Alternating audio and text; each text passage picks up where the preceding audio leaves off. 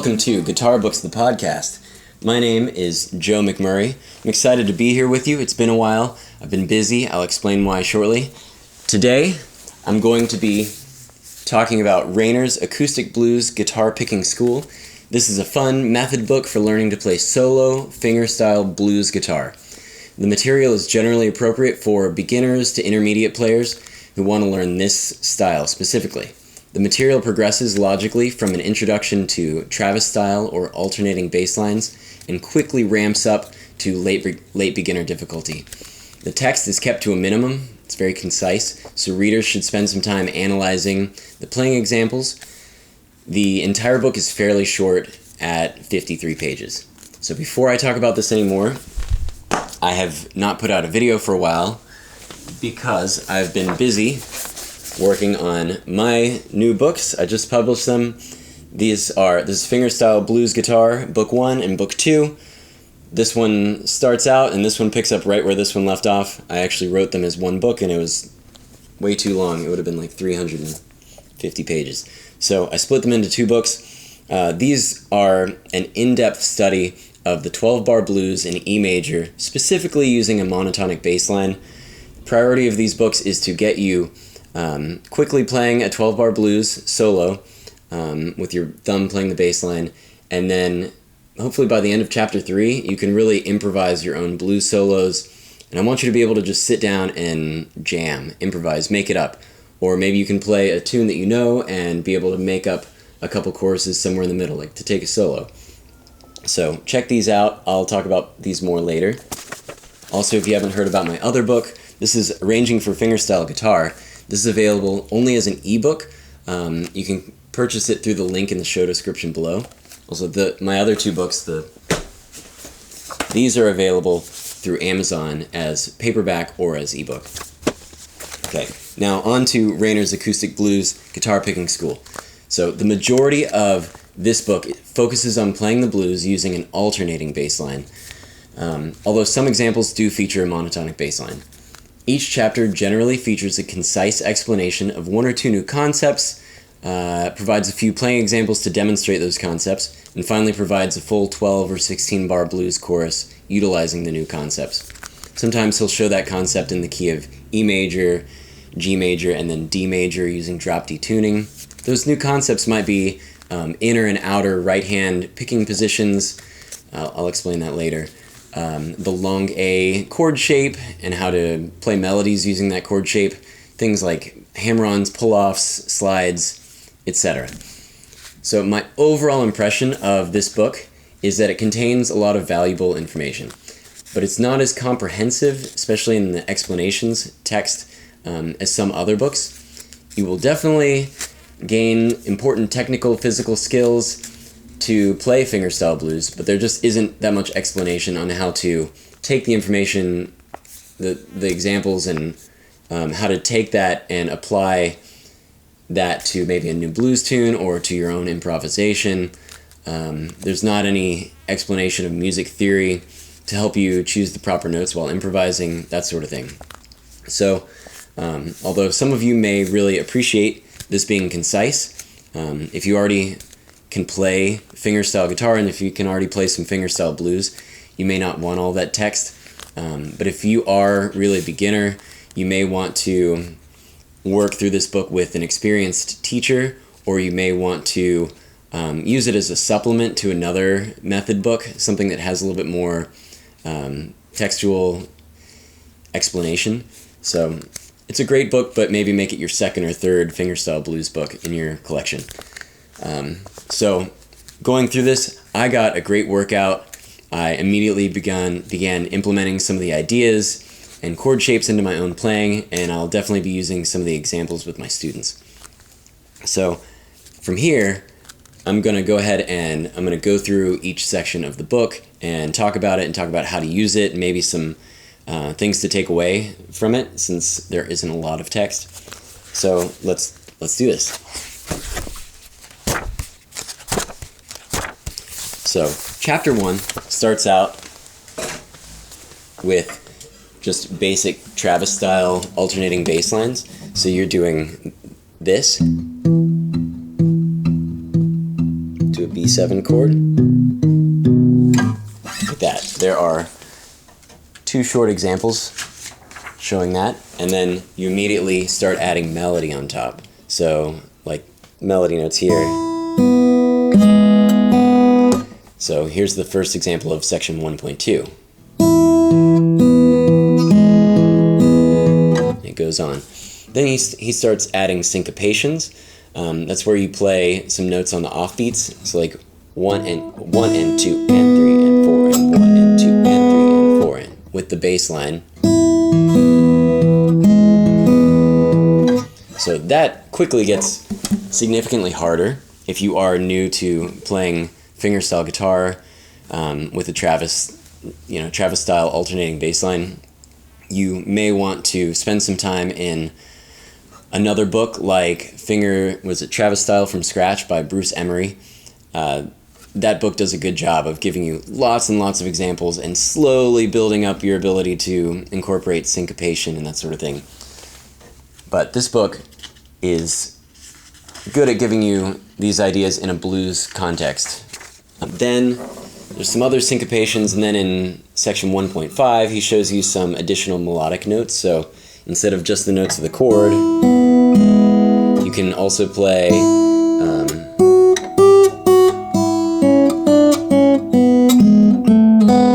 there's lots of notes you can play on top of the alternating bass line. So here's the first example there, or the first bit of it. So hopefully that helps you see how the book starts out, and you can gauge if this is the right difficulty level for yourself. Sorry, it's a little precarious how I have the stand just out of the music stand is just out of the camera angle. So yeah, here's the first solo. This is just the next page. This is a 12-bar blues in E. So I'll play this for you. This is a good little tune and a great entry point into playing fingerstyle blues with an alternating bass line. Here we go. 2, 3.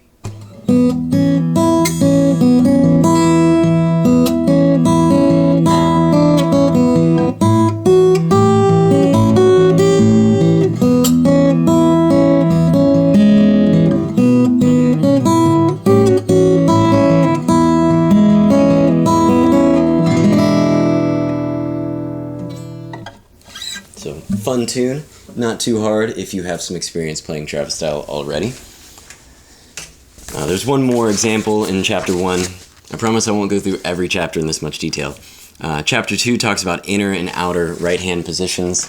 So this is just showing when we were playing an E major chord, we were keeping our thumb bouncing around on these low 3 strings 6 and 4 specifically for the E major chord, and our index fingers on the 3rd string, middle on the 2nd, ring on the 1st string, the high E string.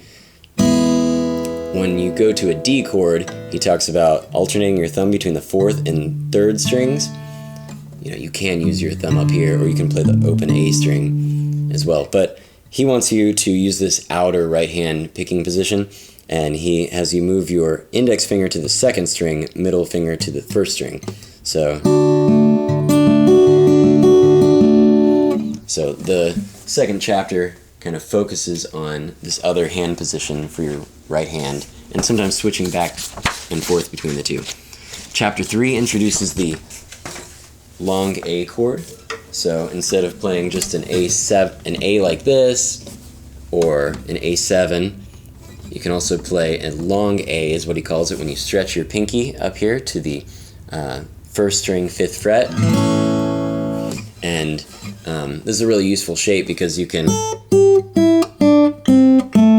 play a lot of the nice melodies over that A chord. So I'm going to use this to also demonstrate how he logically progresses the examples.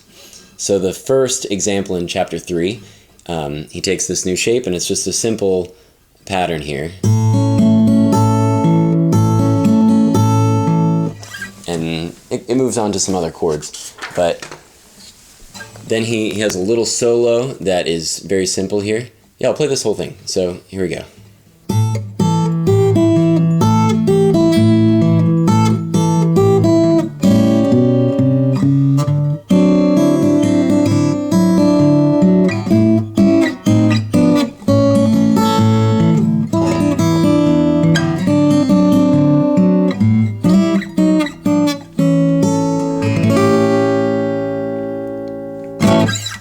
So it's using that same shape, and instead of it's so you're kind of incorporating these other melody notes in there. Then he has the same solo using a double alternating bass, so it gets a little bit more complicated. Chapter 4 starts talking about hammer-ons, pull-offs, and slides. These are explained in almost every method book, but they are super important to getting adding some soul to your sound. They also make it easier to play a lot of faster melody lines, that sort of thing, because you don't have to pick every single note. So yeah, go through this. This definitely starts to get more difficult, but know that a lot of these ideas do make your playing sound a lot better. Like if I was going to play just like an E note, or let's say a D in the melody, if I was to, it sounds a lot more interesting. Or if I slide from underneath, or to pull off to it, or to hammer onto it. You can bend it a little bit and vibrato it. All those types of stylistic elements make your playing much more interesting. So definitely spend some time on this chapter. Spend some time working on those techniques and incorporating them into your playing, into any tune that you play. I've been spending a lot of time trying to add more vibrato to my playing. It just makes everything sound better. When I'm playing the blues, I try to add lots of quarter step bends. It just makes it's much more expressive sounding. Moving on to chapter 5, this is where things start to get significantly more difficult for a beginner. This is only page 24, so just to gauge things. It starts out talking about a shuffle rhythm, swinging the eighth notes. So instead of 1 and 2 and 3 and 4, it's 1 and 2 and 3 and 4. So that's important. It's used in the blues a lot, that swing feel. Not every song, but it's useful to learn how to play with a swing. Then he moves on to these advanced chord shapes for the key of E major. So say you've learned how to play this E like this. You can obviously add your pinky here to get an E7, but he shows you from this area you're able to play these. Then if you move up to this new shape, you can play some new melody notes. If you move up to this shape, so learning these other chord shapes that you can move around can help you to play melodies around the neck. So he has some new chord shapes in the key of E, then there's a section for advanced chord shapes in the key of A, and then also for the key of D, using drop D tuning, which is where you drop this D string, your low E string, your sixth string, down a whole step to D. And that works great if you want to play in D. Chapter 6 has just one tune. This is a little rag in C. It's a 16-bar rag.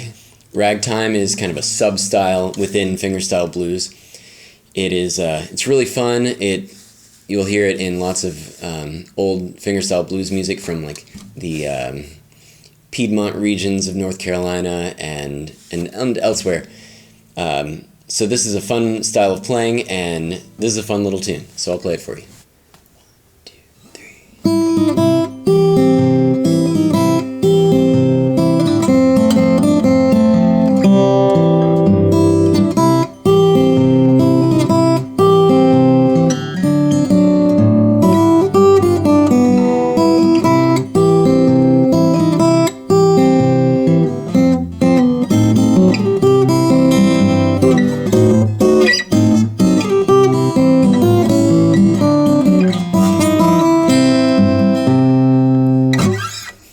Fun little tune, rag in C.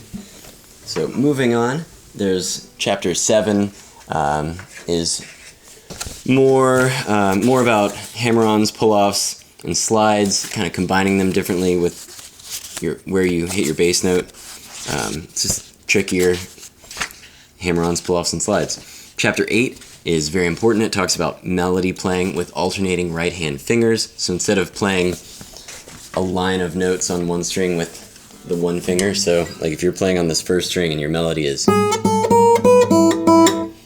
you can actually, instead of playing that all with your ring finger, you can M-I. It's much easier.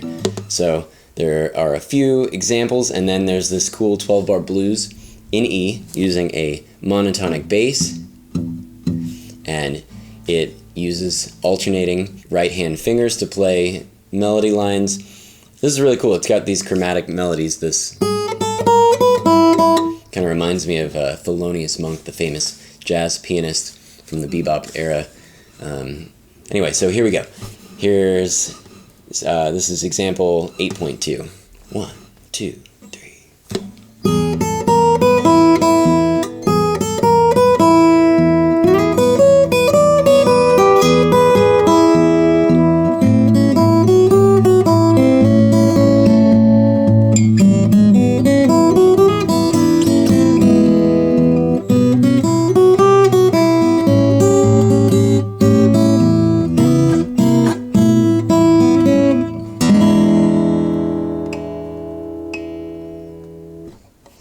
Really fun little tune there. And moving on, there are a couple more tunes, one in A minor, one in G, all utilizing these alternating M and I fingers. Chapter 9 is mostly accompaniment patterns, backup patterns, so if you were to sing over it, or somebody else could sing or play the melody over it. Some backup patterns and modifying the backup patterns, some boogie-woogie rhythm patterns. Chapter 10 has some cool stuff, some movable stuff in the keys of E, A, and D. So things like thirds, sixths, little chord fragments, this kind of thing.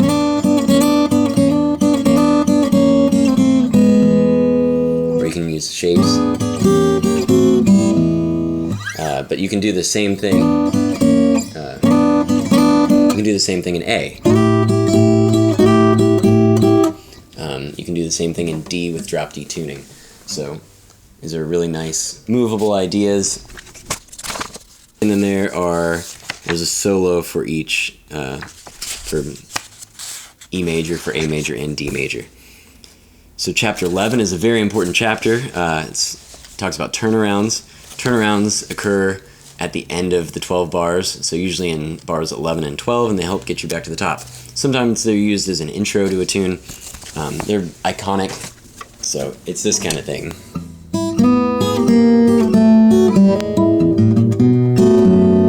Then you would go back to you'd be at the beginning there.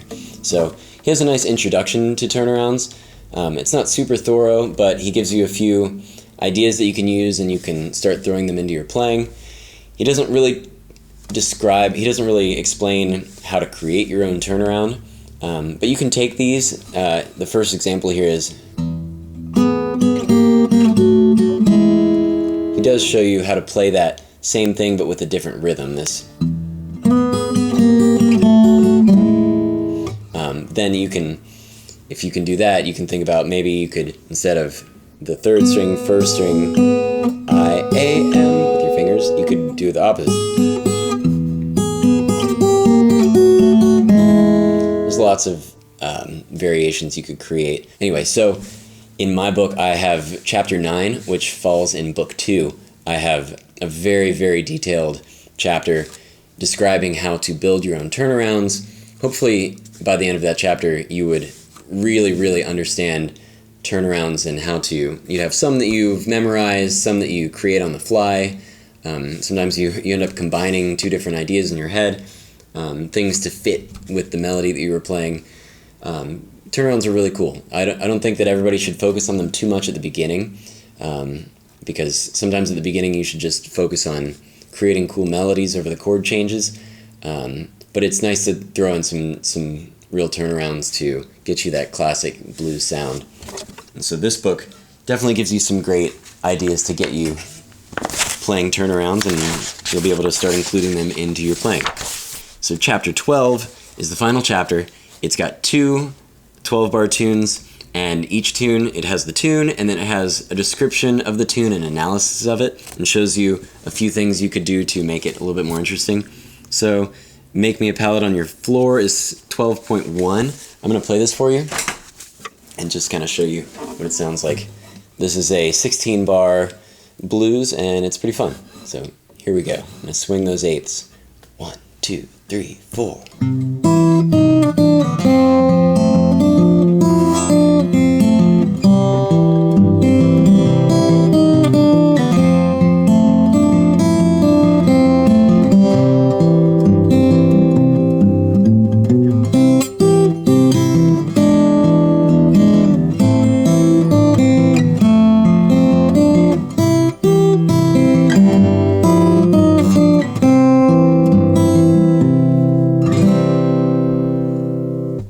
So that's the last tune I'll play in the book for you. It's a really fun book. It does have videos that that show the author, Rainer Brunn, performing a lot of these examples. You just go to Hal Leonard's website and you can pull these up. He talks about the examples a little bit. These are definitely helpful. I know a lot of people want to see those audio recordings or videos so they can watch and see how the author is playing it.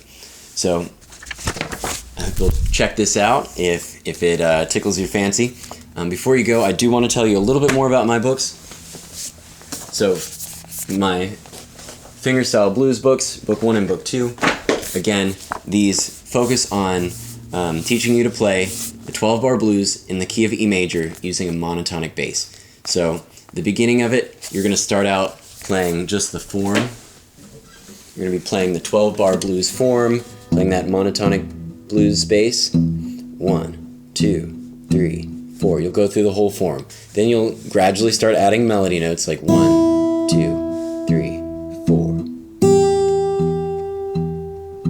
That sort of thing, and it'll slowly build up. You'll learn the notes on the high E string, on the 2nd string, then the 3rd string, then the 4th string, very gradually. I have lots and lots of examples.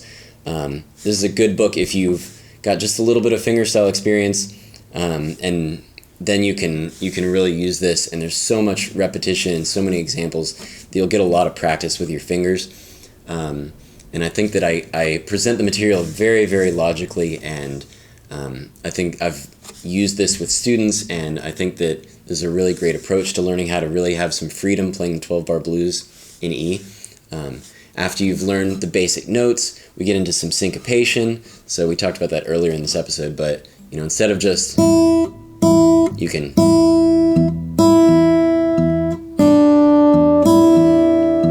So there's a whole chapter on that, and then I have a chapter on stylistic techniques. I talked about how important this is earlier. Things like quarter step bends. Instead of, you can. It's much more interesting. You can slide into it.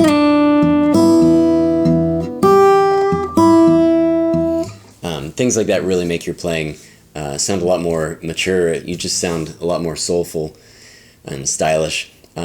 Chapter 5 starts talking about some bassline enhancements. So even just things like 2, 3.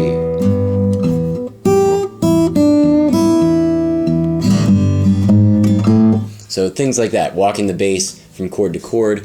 It starts out very simple, adding a single note as you change chords, and then gets into more complex walking bass lines, things like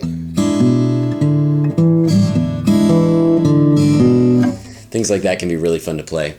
Chapter 6 introduces some chord shapes and using them within your soloing. So you could take this one. You can do this kind of thing. Go to the A chord.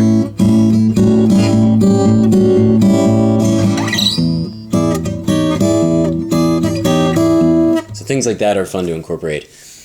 Chapter 7, the final chapter in book 1, talks about you can combine playing just regular melodies with bassline focused or chordal focused measures. So like a measure of let's say we'll play 2 measures of melody and then 2 measures of chord focus.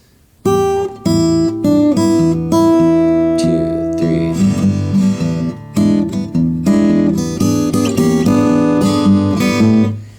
So that kind of thing. That it sounds like you're trading off between the melody and the rhythm section of your band. So that's the end of book 1. If you want to get into book 2, That introduces new melody notes, like from the E Dorian scale, you start to get things like the minor third to major third roll. Those kinds of things sound really good. They can really make your playing sound much more classic bluesy. So yeah, so what else is there?